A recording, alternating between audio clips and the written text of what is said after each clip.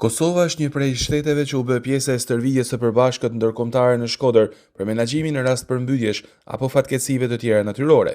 Drejtori ekzekutiv i menaxhimit të emergjencave civile në Kosovë, Gent Smetaj, shpreh se kjo stërvitje vlen shumë, duke qenë se Kosova dhe Shqipëria janë dy vende në kufi dhe shërben për shkëmbim përvojash. Definitivisht që vlen shumë, është shumë domethënës për ne, sepse jemi dy vende të cilat jemi me një kufi, do të thonë për nga hapësira gjeografike, mirë po është edhe një mundësi e cila na mundëson me i testu kapacitetet tona për reagim në rast të përmbytjeve, po njëkohësisht ofron edhe mundësi për shkëmbim të përvojave me vendet pjesëmarrëse nga mekanizmi i mbrojtjes civile. Kapacitetet në Kosovë për emergjenca civile janë bashkëkohore, thot drejtori Metaj, të cilat janë të integruara edhe në ushtrinë e shtetit fqinj. Po ne qëndrojmë mirë me kapacitete, do të thotë ne kemi edhe kapacitetet e mbrojtjes civile të integruara edhe në ushtri, mirë po edhe jemi në avancimin e tyre.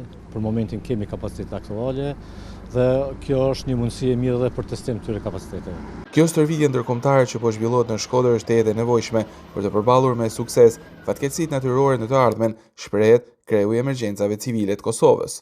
Është shumë i nevojshëm, definitivisht unë jam i impresionuar edhe me planifikimin, organizimin dhe ekzekutimin e ushtrimit.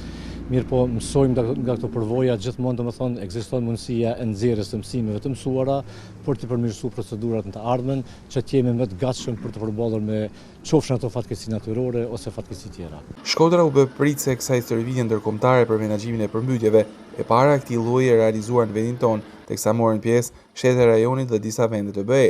Ushtrimet të tilla kanë për qëllim testimin e kapaciteteve për përballimin e emergjencave shkaktuara nga përmbytjet, si dhe përmirësimin e koordinimit dhe reagimit ndërinstitucional në rast fatkeqësish natyrore.